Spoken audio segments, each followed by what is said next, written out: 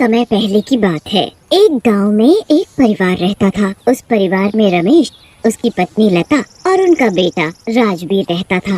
राजवीर बचपन से ही फौजी बनना चाहता था और अपने देश की सेवा करना चाहता था। पढ़ लिख कर जब राजवीर बड़ा हो गया तो उसने फौजी बनने की इच्छा अपने माँ बाप के आगे रखी। माँ, बाबूजी, आपको तो पता ही है कि बचपन से मेरा सपना है मैं फौजी बनूं। अब मैं बड़ा हो गया हूँ, फौज में भर्ती होना चाहता हूँ और अपने देश के लिए कुछ करना चाहता हूँ। अरे बेटा राजवीर, तुम ऐसा सोच भी कैसे सकते हो? तुम हमारे इकलौते बेटे हो। अगर तुम फौज में भर्ती हो गए तो हम अकेले कैसे रहेंगे? हाँ बेटा, तुम हमें छोड़कर जाने का सोच भी कैसे सकते हो?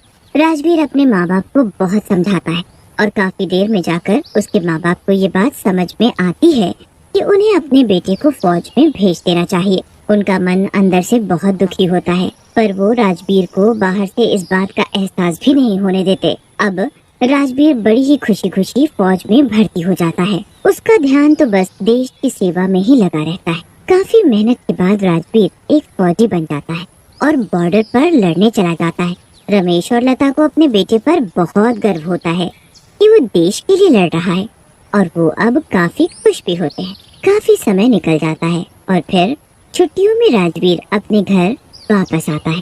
पूरा गांव राजवीर का बहुत स्वागत करता है। मेरे बेटे, तू आ गया। हमें तेरी बड़ी चिंता थी, पर तुझ पर बहुत गर्व भी है कि तू अपने देश के लिए लड़कर ही नहीं बल्कि जीत कर आया है। रमेश के माँ बाप उसके साथ खुशी खुशी छुट्टियाँ बिताने लगते हैं। उन दिनों राजवीर के लिए एक अच्छा रिश्ता भी आता है, जिससे राजवीर की शादी तय हो जाती है। राजवीर की होने वाली पत्नी का नाम नीमा होता है। नीमा और राजवीर इस रिश्ते से बड़े ही खुश होते हैं। जल्द ही दोनों की शादी की तारीख भी तय हो जाती है, पर शादी से एक हफ्ते पहले ही राजवीर को वापस बुलाने के लिए फोन आ जाता है। मुझे आज रात को ही निकलना है। नहीं बेटा, तू ऐसे कैसे जा सकता है? तेरी अगले हफ्ते तो शादी है। मैंने फौजी बनते वक्त कसम खाई थी कि सबसे पहला फर्ज मेरे लिए मेरा देश होगा। उसके आगे तो मेरी जान भी कुछ नहीं है। और वैसे भी मैं शादी तक वापस आ जाऊंगा माँ। अभी मेरा फर्ज मुझे बुला रहा है, मुझे जाना होगा। राजवीर किसी की एक नहीं सुनता और उसी रात जंग के लिए निकल पड़ता है। राजवीर के माँ बाप और उसकी होने वाली पत्नी नीमा हर वक्त राजवीर की चिंता करते रहते हैं। राजवीर जंग में पूरे जी जान से दुश्मन देश से लड़ रहा होता है और बस उसे दुश्मन की गोली लग जाती है, जिससे आखिरकार मौके पर ही उसकी मौत हो जाती। राजवीर की अधूरी इच्छा भी उसके साथ ही खत्म हो जाती है और वो बिना शादी के ही मर जाता है। वो अपने माँ बाप के लिए एक नया घर बनाना चाहता था। वो सपना भी अधूरा रह जाता है। अपनी अधूरी इच्छाओं की वजह से राजवीर मरने के बाद एक भूत बन जाता है। कुछ पुलिस वाले राजवीर के शव को राजवीर के घर लेकर जाते हैं। राजवीर के शव को देखकर उसके माँ बाप और नीमा का रो रो कर बुरा हाल हो जाता है। उन्हें अपनी आंखों पर भरोसा ही नहीं होता कि राजवीर अब इस दुनिया में नहीं रहा।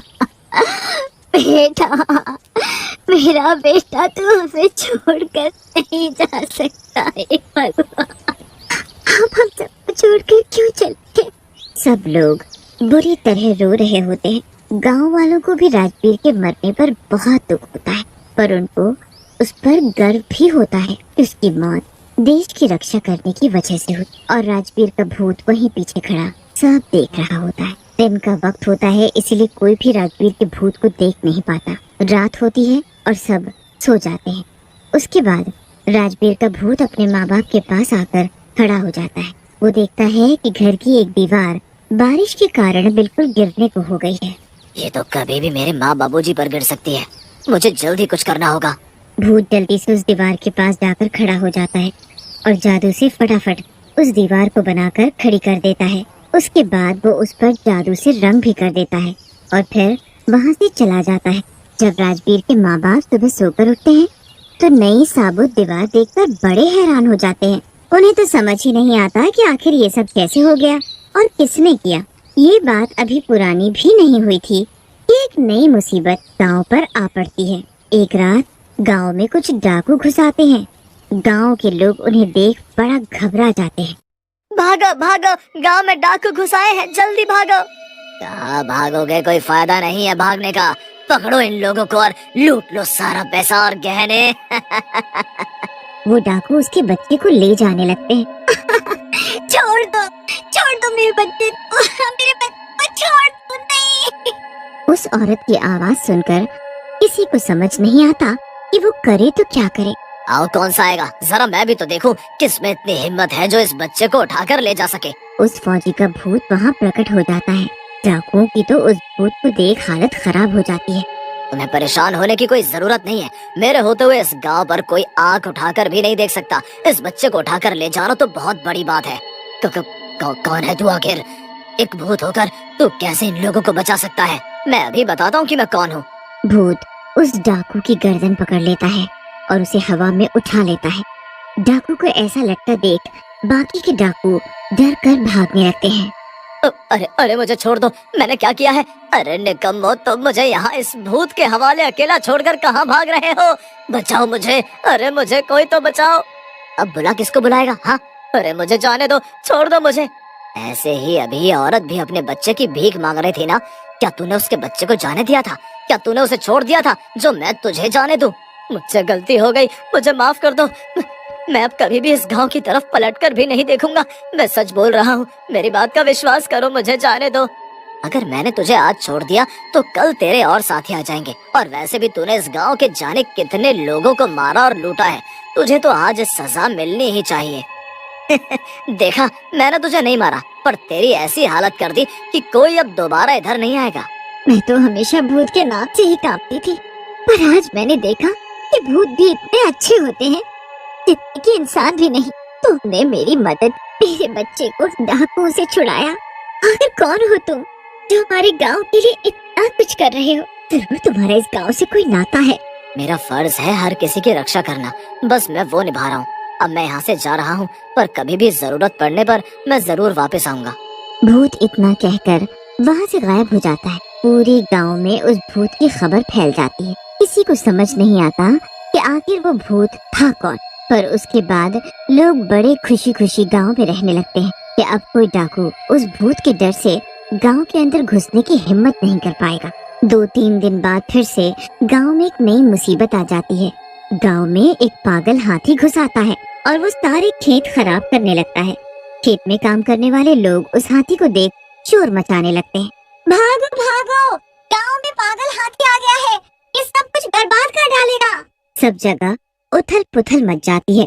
हाथी खेतों से भागता हुआ घरों के पास आ जाता है और घर तोड़ने लगता है। गांव में तबाही मच जाती है। पर तभी फिर से वो भूत वहां आ जाता है और उस पागल हाथी के सामने आकर खड़ा हो जाता है। भूत हाथी की सूंड पर अपना एक हाथ रखता है, जिससे हाथी बिल्कुल शांत होकर वापस जंगल में लौट जाता है। अरे ये भूत तो वही है, इसने आज फिर हमारे गांव को मुसीबत से बचाया।